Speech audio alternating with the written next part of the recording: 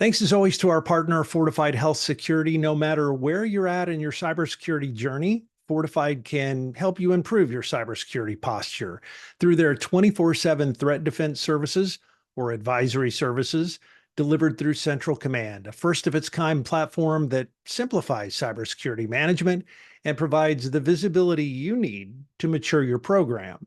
Learn more at fortifiedhealthsecurity.com.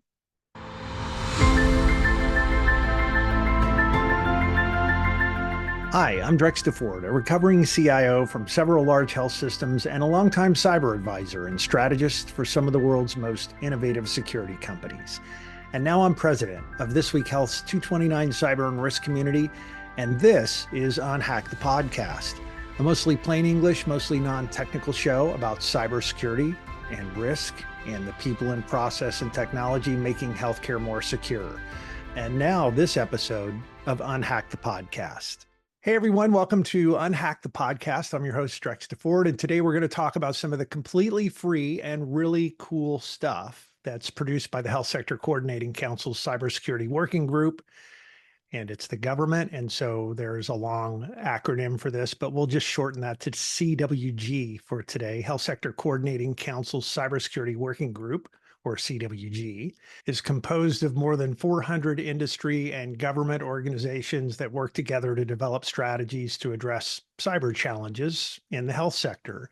And one of the many things the CWG does through a task group process is that they develop these free resources that are focused on sound cybersecurity practices across a whole range of disciplines. And today we're going to talk about some of those resources, one of those resources. And this one in particular is under the banner of Securing Medical Technology. And joining me for that discussion today, hi, Samantha. Thanks for being on the show. How are you? I'm thrilled to be here. This is a really important topic for us to be talking about, so it's great to have the time to talk through it. There's so much good stuff that comes out of the CWG. And as I talk to folks and they ask, something comes up and I'm like, oh, there's a HSCC resource for that. There's a CWG resource for that. So while we produce this stuff, and I think a lot of people know about it, there's still a lot of people that don't know about some of those things. But first, why don't you introduce yourself and talk a little bit about your background? Because I think it's really interesting to hear about your background, and then we'll go on from there. Sure. So for everybody that doesn't know me, hi, my name is Dr. Sam Jacques. I am the Vice President for Clinical Engineering at McLaren Health, which is a 13-hospital system in Michigan. I also sit on the Executive Committee for the Health Sector Coordinating Council, and Drex is right. We do awesome work to bring together a really diverse group of constituents to try and put best practice guidance out there for individuals that work in the health sector. And it doesn't particularly matter what part of the sector you're in. I happen to be in the hospital portion of it, but the manufacturers, if you're in the government section, the payers, it doesn't matter where you are. These guidance documents that we put together are really great resources for you to go ahead and use. It's a really great point. The other thing I want to say, are you still on the Amy board too? I do. I also sit on Amy's board. Oh my gosh. I don't know how you do this. How do you do all this amazing stuff? And thank you. If no one's told you lately, thank you for all the stuff that you do to try to help make healthcare better and safer. Oh, thank you. So more broadly, so you're doing all of this stuff. At some point, you became involved in the Health Sector Coordinating Council Cybersecurity Working Group.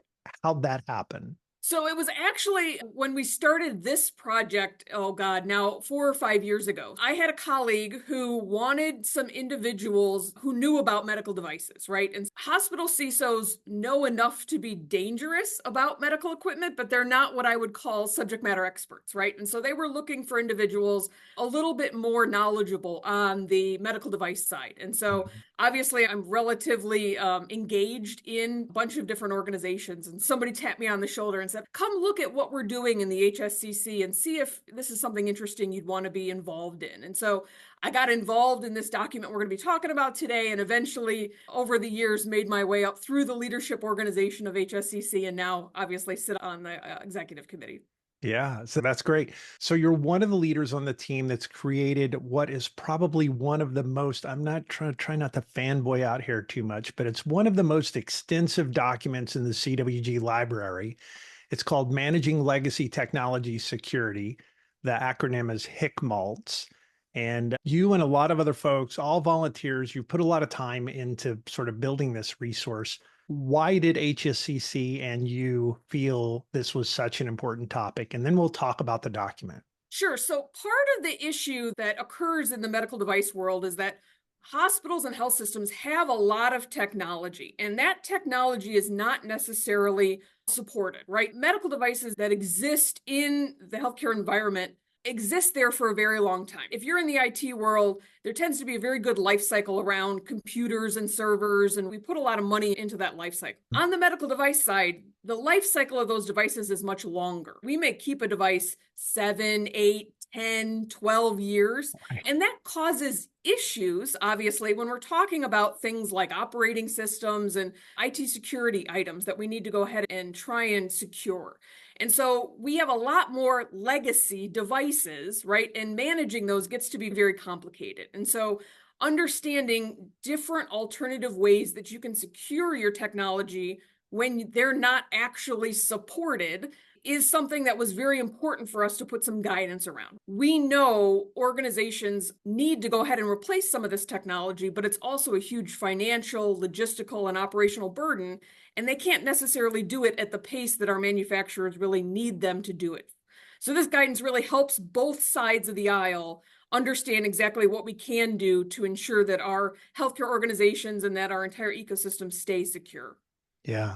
So let's talk about the document. I want you to walk me through some of the highlights, but I think start with a very important point that you make early in the document. I read through it again last night, and I've read it before, but you have this distinction about technology versus devices, and you start there, and I think it lays out the whole framework for the rest of the document. So when we started this project, we started it several years ago, and ultimately we thought it was going to be a very easy, quick 6-8 month type of project to build. It ended up being a 2-year project because we started out, to your point, as a device-centric kind of document. We wanted to talk about devices. As we talk through a lot of the implications of exactly what happens with a legacy device, we really came to the realization that we weren't talking about devices, we were talking about technologies, right? And so in reality, when you implement really complex technologies in a health system, it's not just the physical thing you're implementing, it's the rest of the ecosystem that goes along with that thing, right? I may have an infusion pump. That infusion pump is one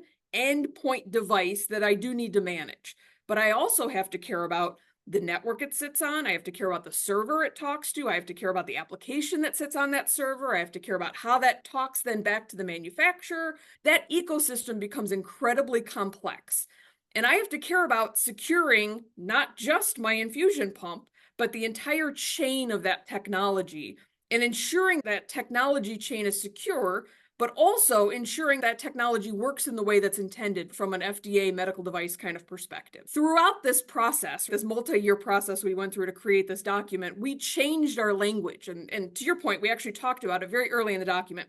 We no longer use legacy device in the document. We use legacy technology because we intend to, for the readers and for people who implement solutions to secure technology, to think about the entire ecosystem, not just the endpoint device from a security perspective. Yeah, the holistic approach. I like it. Are there other things in the document that you think you would like to talk to folks who are listening, talk to them about that's in there, things that could help them specifically in this? I've been struggling with this, I feel like sometimes since I was a little kid. It's been a challenge for a while. So it has. I think the other thing that we really try and hit really early on in the document is just a basic terminology. So if you've been in medical device world for a while, there's a lot of terms that are thrown around that get interchanged that do not mean the same thing. So an end of life is not the same as end of support, which is not the same as end of guaranteed support. And so we tried to align our nomenclature to the IMDRF, which is the International Regulators Guidance document. Before this document came out, the International Regulators Forum actually created a guidance that had definitions in it for these different terms. We've aligned to them to try and help not only hospitals, but also the medical device manufacturers that are usually multinational corporations, so that we are all speaking the same language. And I hate to say, The fundamental nature of speaking the same language is really foundational to all of us understanding exactly what we're talking about. And really using the same terminology helps us set a ground level expectation for each other when we're getting into negotiations, when we're talking about what to expect or how to put support plans together. We all have to have the same expectations of what these terms mean. Also, it lays the groundwork for the collaboration between what often can be very much a grind between the security team and the health information technology team, the clinical engineering team, and then the IT group itself. Sometimes there's some tough relationships that are going on there, and speaking the same language makes a big difference, makes it easier. It does. And I think having a understanding, again, if you go back to the overarching global view of the actual ecosystem, also helps in that mechanism as well, Mhm. right? This document also has an entire section around governance, which is exactly what you're talking to. Whose roles and responsibilities are what pieces of the technology solution, right? My team in clinical engineering may be responsible for the end user device, but maybe my team is not responsible for patching the server, right? Maybe there are different roles and responsibilities within those organizations. And so understanding the governance is actually one of the foundational pieces we talk about when bringing in technology from an organizational perspective. That governance becomes incredibly important when that device becomes legacy, right? So now your device is end of support, right? It's no longer supported by the manufacturer. Whose role and responsibility is what with regards to the overall ecosystem that that device lives in? Yeah, talk about patching. I mean, that as part of this, obviously, one of the things that we all struggle with is just the patching issue. Yeah, and obviously, when a device becomes legacy, it's no longer supported by the manufacturer. So patching goes away. You Hmm. no longer have the ability to patch the device. And so you need to find alternate methods to continue to secure the device. The document really talks about a lot of risk management strategies, other ways you can look at securing the device. How do you risk rank the device based on what it does and where it is, and how else you can secure it within your environment?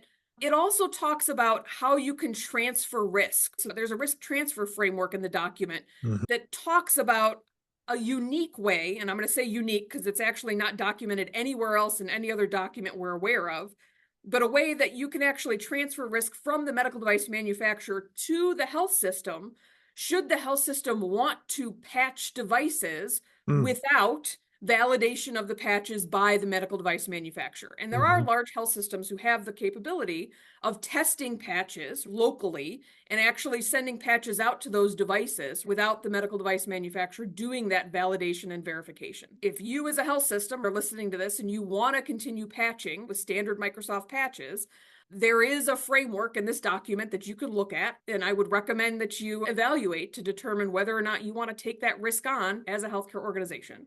And so the HIC-MaLTS document, the beauty of it is you don't have to reinvent the wheel. There's a lot of stuff in here that you can go and look at and use. And the other thing I will say is that I was talking to Errol Weiss earlier.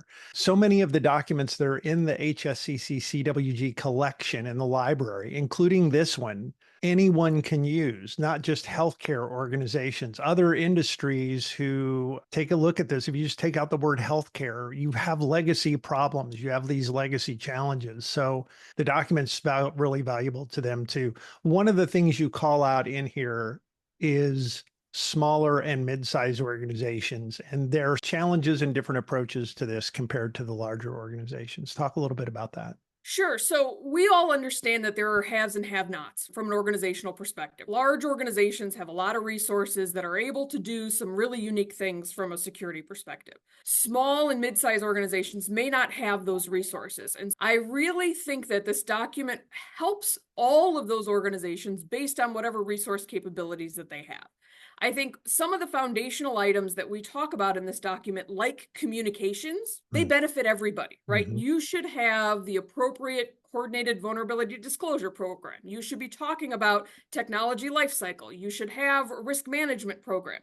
It doesn't matter what size organization you are. Here are the foundational things that you guys should be working on, right? And it helps small and mid-sized organizations prioritize those things that they need to be focused on. If you are a larger organization that has more resources, here are some advanced things that you can go ahead and implement and look at to see if it's something that you guys want to go ahead and take advantage of. I will say that this document obviously was built on all kinds of discussions, not only with small, medium, and large healthcare organizations, but I do want to highlight that we have, as part of the HSCC, also medical device manufacturers, right? And they were included in these discussions as we built HIC-MaLTS. And I'm going to lean on the communications section again. As we're talking about communications and we're talking about how MDMs and HDOs should be communicating with one another, in there is best practice guidance on what those communications should look like, right? And so it doesn't matter if you're a large organization or a small organization. Mm-hmm. How should we communicate end-of-life information? How should we communicate vulnerability disclosures, right? How should we communicate basic information on risk management? That's all useful information regardless of the size of your organization. In planning for future cybersecurity spending, in planning for equipment replacement, all of those things should be planned into or built into those conversations. So I love that. What else haven't I asked you about in the document that you want to talk about? So the other thing that we tried to do in this document is we tried to create a model for future-proofing legacy devices, right? So we all know legacy is a massive issue right now. We all know that there's tons of technology currently implemented that no longer is supported. But one of the thoughts that we had is we want to get rid of the legacy problem going forward. So there's an entire section in this document that talks about future proofing.